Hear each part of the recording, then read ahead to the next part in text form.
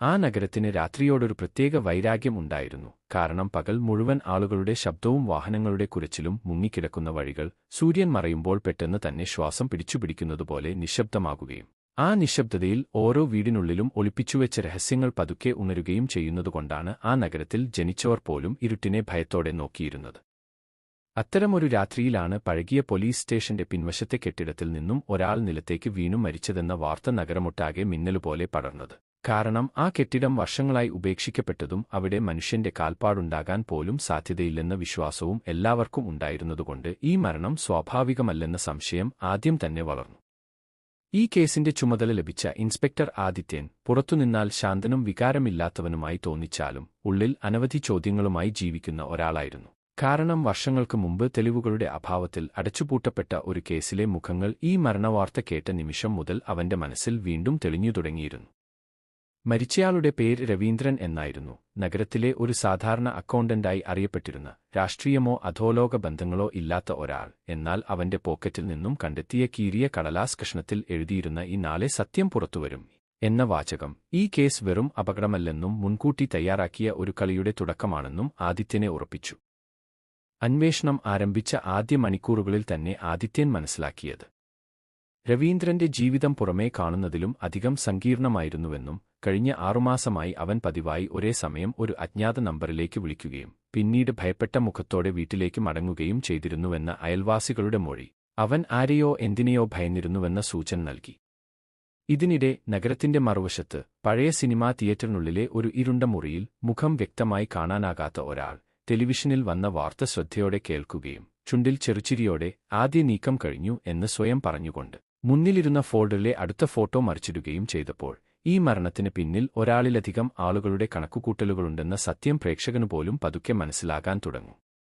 Adithyan case file തുറന്നു നോക്കുമ്പോൾ വർഷങ്ങൾക്ക് മുൻപ് കാണാതായ ഒരു പെൺകുട്ടിയുടെ പേരും രവീന്ദ്രന്റെ പേരും ഒരേ പേജിൽ കാണുകയും ആ പെൺകുട്ടിയുടെ തിരോധാനം ഔദ്യോഗികമായി ഒരു അപകടമെന്നു രേഖപ്പെടുത്തിയിരുന്നുവെങ്കിലും അതിലെ ചില രേഖകൾ അപ്രത്യക്ഷമായിരുന്നതായി കണ്ടെത്തുകയും ചെയ്തപ്പോൾ ഈ പുതിയ കൊലപാതകം പഴയ പാപങ്ങളുടെ നിഴലാണെന്ന സംശയം അവന്റെ മനസ്സിൽ ഉറച്ചു തുടങ്ങി. രാത്രി ആഴുമ്പോൾ സ്റ്റേഷനിൽ ഒറ്റയ്ക്കിരുന്ന ആദിത്യൻ ജനലിലൂടെ പുറത്തേക്ക് നോക്കുമ്പോൾ മഴയിൽ കുതിർന്ന നഗരത്തിന്റെ ലൈറ്റുകൾ മങ്ങിമറയുന്നതുപോലെ സത്യവും കള്ളവും തമ്മിലുള്ള അതിരുകൾ ഈ കേസിൽ മായ്ച്ചുകളയപ്പെടുന്നുവെന്നൊരു അസ്വസ്ഥത അനുഭവിക്കുകയും ഈ അന്വേഷണം തനിക്ക് അറിയാവുന്നതിലും അപകടകരമായ വഴിയിലേക്ക് നീങ്ങുകയാണെന്ന ബോധത്തോടെ അവൻ ആദ്യമായി സ്വന്തം ജീവനെക്കുറിച്ച് തന്നെ സംശയത്തോടെ ചിന്തിക്കാൻ തുടങ്ങുകയും ചെയ്തു. പുലർച്ചെ മഴ നിർത്തിയപ്പോൾ നഗരത്തിന്റെ മുഖത്ത് ഒരു താൽക്കാലിക സമാധാനം വീണതുപോലെ തോന്നിയെങ്കിലും ഇൻസ്പെക്ടർ ആദിത്യന്റെ മനസ്സിൽ ആ സമാധാനം ഒരു കള്ളച്ചിരിയായിരുന്നു. കാരണം രവീന്ദ്രന്റെ മരണത്തിനു പിന്നിലെ നൂലാമാലകൾ ഓരോന്നായി പൊട്ടിച്ചു നോക്കുമ്പോൾ അവ എല്ലാം ഒരേ ഇരുണ്ട കുഴിയിലേക്ക് നയിക്കുന്നുവെന്ന തോന്നൽ അവനെ ഉറക്കമില്ലാത്ത രാത്രികളിലേക്ക് തള്ളിവിടുകയായിരുന്നു.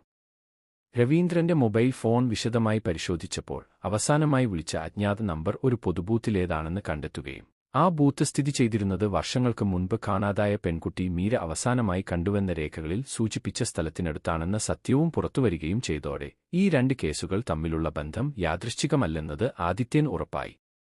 അന്വേഷണത്തിന്റെ ഭാഗമായി ആദിത്യൻ മീരയുടെ കുടുംബത്തെ കാണാൻ പോകുമ്പോൾ അവളുടെ അമ്മയുടെ കണ്ണുകളിൽ ഇന്നും ഉണങ്ങാത്ത ഭയവും പ്രതീക്ഷയും ചേർന്നു നിന്നിരുന്നത്. ഈ കേസ് അടച്ചുപൂട്ടപ്പെട്ടതാണെന്ന് പോലീസ് പറഞ്ഞ ദിവസം മുതൽ അവർ ഒരിക്കലും അത് വിശ്വസിച്ചിരുന്നില്ലെന്ന സത്യം നിശബ്ദമായി വിളിച്ചു പറയുന്നുണ്ടായിരുന്നു. മീരയുടെ മുറിയിൽ നിന്നും കണ്ടെത്തിയ പഴയ ഡയറിയിൽ അവസാന പേജുകളിൽ എഴുതിയിരുന്ന ചില പേരുകൾ ആദിത്യനെ ഞെട്ടിച്ചു. കാരണം അതിൽ രവീന്ദ്രന്റെ പേരിനൊപ്പം നഗരത്തിലെ ഒരു പ്രമുഖ ബിസിനസ്സുകാരന്റെയും ഒരു മുൻ രാഷ്ട്രീയ നേതാവിന്റെയും ചർച്ച ഉണ്ടായിരുന്നു. എന്നാൽ ഈ പേരുകൾ ഔദ്യോഗിക അന്വേഷണത്തിൽ ഒരിക്കലും പരാമർശിക്കപ്പെട്ടിട്ടില്ലെന്നത് കേസിനെ ഉദ്ദേശപൂർവ്വം വഴിതിരിച്ചുവിട്ടിരുന്നുവെന്ന സൂചന നൽകി. ഇതിനിടെ നഗരത്തിലെ ഒരു സ്വകാര്യ ആശുപത്രിയിൽ അപകടത്തിൽ പരിക്കേറ്റ് കിടക്കുകയായിരുന്ന ഒരു വയോധികൻ രവീന്ദ്രന്റെ മരണം കേട്ടതോടെ അസ്വസ്ഥനാകുകയും ആദിത്യനെ കാണണമെന്ന ആവശ്യമുന്നയിക്കുകയും ചെയ്തപ്പോൾ അവൻ പറഞ്ഞ് "നീ അന്വേഷിക്കുന്ന സത്യം ഒരിക്കൽ ഞാൻ മറച്ചുവെച്ചതാണ്" എന്ന വാചകം ആദിത്യന്റെ അന്വേഷണ ജീവിതത്തിലെ ഏറ്റവും ഭാരം കൂടിയ സമ്മതോച്ചാരണമെന്ന പോലെ മുഴങ്ങി. ആ വയോധികൻ വെളിപ്പെടുത്തിയത് മീരയുടെ കേസ് നടന്ന കാലത്ത് അവൻ ഫോറൻസിക് വിഭാഗത്തിൽ ജോലി ചെയ്തിരുന്നുവെന്നും മുകളിലത്തെ സമ്മർദ്ദം കാരണം ചില തെളിവുകൾ മാറ്റിവെക്കാൻ നിർബന്ധിതനായിരുന്നുവെന്നും അതിനെക്കുറിച്ചുള്ള കുറ്റബോധമാണ് ഇന്നും അവനെ ജീവിക്കാൻ അനുവദിക്കാത്തതെന്നും ആയിരുന്നു. എന്നാൽ അവൻ എല്ലാം തുറന്നു പറയുന്നതിനു മുൻപ് തന്നെ ആശുപത്രിയിലെ വൈദ്യുതി അപ്രതീക്ഷിതമായി നിലച്ചുപോകുകയും ആ ഇരുട്ടിൽ അവന്റെ മോണിറ്റർ നിശബ്ദമാകുകയും ചെയ്തപ്പോൾ മറ്റൊരു സാക്ഷ്യം കൂടി എന്നേക്കുമായി നഷ്ടമായതായി ആദിത്യൻ ബോധ്യമായി. അതേ രാത്രി ആദിത്യന്റെ വീടിന്റെ മുന്നിൽ ആരോ ഒരു കവർ വെച്ചുപോയതായി കണ്ടെത്തിയപ്പോൾ അതിനുള്ളിലെ പെൻഡ്രൈവിൽ ഉണ്ടായിരുന്ന ഒരു വീഡിയോ വർഷങ്ങൾക്ക് മുൻപ് മീരയെ അവസാനമായി ജീവനോടെ കണ്ട ദൃശ്യങ്ങളായിരുന്നുവെന്നും ആ ദൃശ്യത്തിന്റെ പശ്ചാത്തലത്തിൽ രവീന്ദ്രന്റെ ശബ്ദം വ്യക്തമായി കേൾക്കാമായിരുന്നുവെന്നും അതോടെ രവീന്ദ്രൻ ഇരയാണോ അതോ ഈ കുറ്റകൃത്യങ്ങളുടെ ഭാഗമാണോ എന്ന സംശയം ആദിത്യന്റെ മനസ്സിൽ തീപടരാൻ തുടങ്ങി. വീഡിയോയുടെ അവസാന സെക്കൻഡുകളിൽ ക്യാമറയ്ക്ക് പുറത്ത് നിന്നൊരു സ്ത്രീ ശബ്ദം ഇത് പുറത്തുവന്നാൽ നമ്മൾ എല്ലാവരും നശിക്കും എന്ന് പറയുന്നതായി കേൾക്കുമ്പോൾ ഈ കളിയിൽ ഇതുവരെ കാണാത്ത ഒരു സ്ത്രീ കഥാപാത്രം ഉണ്ടെന്ന സൂചന ലഭിക്കുകയും സത്യം കണ്ടെത്താനുള്ള യാത്ര ഇപ്പോൾ വ്യക്തികളിൽ നിന്ന് ഒരു സംഘത്തിലേക്കാണ് മാറുന്നതെന്ന ഭീകരബോധം ആദിത്യനെ വിറപ്പിക്കുകയും ചെയ്തു. ആ രാത്രിയിൽ ആദിത്യൻ സ്റ്റേഷനിലെ ബോർഡിൽ സംശയമുള്ള എല്ലാവരുടെയും ഫോട്ടോകൾ ഒട്ടിക്കുമ്പോൾ അവയിൽ ഒരേ കേന്ദ്രബിന്ദുവായി തന്നെ പേര് അന്യായമായി അവന്റെ കണ്ണിൽ പതിഞ്ഞത് ഈ കേസ് അവനെ വെറും അന്വേഷണക്കാരനായി മാത്രമല്ല ലക്ഷ്യമായും മാറ്റിയിരിക്കുന്നു എന്ന ഭയപ്പെടുത്തുന്ന ചിന്തയോടെയാണ് ഭാഗം 2ന്റെ തിരശ്ശീല വീഴുന്നത്. രാവിലെ സൂര്യൻ ഉദിച്ചെങ്കിലും ഇൻസ്പെക്ടർ ആദിത്യന്റെ മനസ്സിൽ ഇരുട്ട് മാത്രം നിറഞ്ഞുനിന്നു. കാരണം കഴിഞ്ഞ രാത്രിയിൽ കണ്ട വീഡിയോയും ബോർഡിൽ ഒട്ടിച്ച ഫോട്ടോകളും എല്ലാം ചേർന്ന് അവനോട് പറയുന്നത് ഈ കേസ് ഒരു സാധാരണ കുറ്റകൃത്യമല്ല, മറിച്ച് വർഷങ്ങളായി ഒരുപാട് പേർ ചേർന്ന് കെട്ടിപ്പടുത്ത ഒരു നാടകത്തിന്റെ അവസാന അംഗമാണെന്ന സത്യമായിരുന്നു. പെൻഡ്രൈവിലെ വീഡിയോ വീണ്ടും പരിശോധിക്കുമ്പോൾ ആദിത്യൻ മുമ്പ് ശ്രദ്ധിക്കാത്ത ഒരു ചെറിയ വിശദാംശം കാണുകയും ചെയ്തു. കാരണം മീരയെ പിടിച്ചു നിർത്തിയിരുന്ന കൈയിലെ മോതിരം വർഷങ്ങൾക്ക് മുൻപ് ഒരു അടച്ചുപൂട്ടിയ കേസിൽ സാക്ഷിയായി വന്ന ഒരു വനിതാ പോലീസ് ഓഫീസറുടെ കൈയിൽ കണ്ടതുമായി കൃത്യമായി പൊരുത്തപ്പെടുന്നതായിരുന്നു.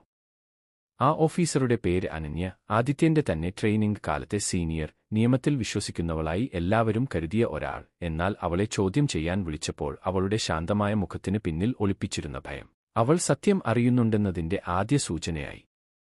അനന്യയെ നേരിട്ട് ചോദ്യം ചെയ്യുമ്പോൾ അവൾ എല്ലാം നിഷേധിച്ചെങ്കിലും ആദിത്യൻ അവളുടെ മുന്നിൽ മീരയുടെ ഡയറിയും വീഡിയോയിലെ അവസാന ഓഡിയോ ക്ലിപ്പും പ്ലേ ചെയ്തപ്പോൾ നമ്മൾ എല്ലാവരും നശിക്കും എന്ന് പറഞ്ഞത് അവളുടെ ശബ്ദമാണെന്ന് വ്യക്തമായതോടെ വർഷങ്ങളായി ഒളിപ്പിച്ചുവെച്ച ഒരു കഥ അവളുടെ കണ്ണീരിലൂടെ പുറത്തേക്ക് ഒഴുകാൻ തുടങ്ങി.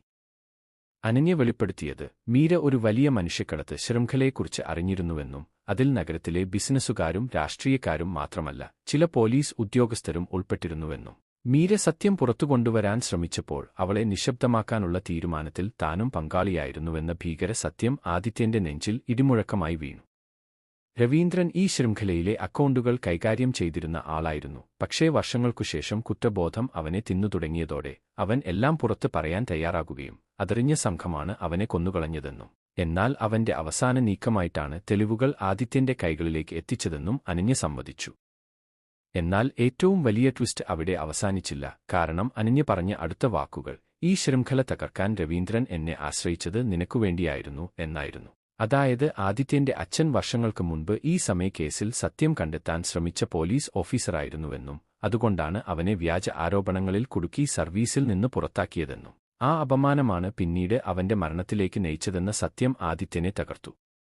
ഈ കേസ് തന്റെ ജോലിയല്ല തന്റെ ജീവിതമാണെന്ന് മനസ്സിലാക്കിയ ആദിത്യൻ ഔദ്യോഗിക അനുമതി കാത്തുനിൽക്കാതെ രവീന്ദ്രൻ ഒളിപ്പിച്ചിരുന്ന എല്ലാ ഡിജിറ്റൽ തെളിവുകളും മാധ്യമങ്ങളിലേക്കും മനുഷ്യാവകാശ കമ്മീഷനിലേക്കും കൈമാറുകയും നഗരത്തെ നടുക്കിയ വെളിപ്പെടുത്തലുകൾക്കുശേഷം ഒരുപാട് വലിയ പേരുകൾ അറസ്റ്റ് ചെയ്യപ്പെടുകയും വർഷങ്ങളായി മറച്ചുവെച്ച പാപങ്ങൾ വെളിച്ചത്തിലാകുകയും ചെയ്തു. അനന്യയെ അറസ്റ്റ് ചെയ്യുമ്പോൾ അവൾ പറഞ്ഞ സത്യം ഒരിക്കൽ പുറത്തുവരുമെന്നു ഞാൻ അറിഞ്ഞിരുന്നു, പക്ഷേ അത് നിന്നിലൂടെ വരുമെന്ന് കരുതിയില്ല എന്ന വാക്കുകൾ ഈ കഥയിലെ എല്ലാ കഥാപാത്രങ്ങളും അവരുടെ തന്നെ വിധിയുടെ അടിമകളാണെന്ന സത്യം ഉറപ്പിച്ചു. കേസ് അവസാനിച്ചതിനുശേഷം രാത്രി സ്റ്റേഷന്റെ മേൽക്കൂരയിൽ ഒറ്റയ്ക്കിരുന്ന ആദിത്യൻ നഗരത്തിന്റെ ലൈറ്റുകൾ നോക്കി നിൽക്കുമ്പോൾ നീതി എല്ലായ്പ്പോഴും വേഗത്തിൽ എത്തില്ലെങ്കിലും ഒരിക്കൽ വന്നാൽ അത് ആരെയും ഒഴിവാക്കില്ലെന്ന ചിന്തയോടെ തന്റെ അച്ഛന്റെ ഫോട്ടോ പോക്കറ്റിൽ നിന്ന് എടുത്ത് ഒരു നിശബ്ദ വാഗ്ദാനം നൽകി, ഈ നഗരത്തിൽ ഇനി നിശബ്ദത ഒരിക്കലും കുറ്റകൃത്യങ്ങളെ മറയ്ക്കാൻ അനുവദിക്കില്ലെന്ന്.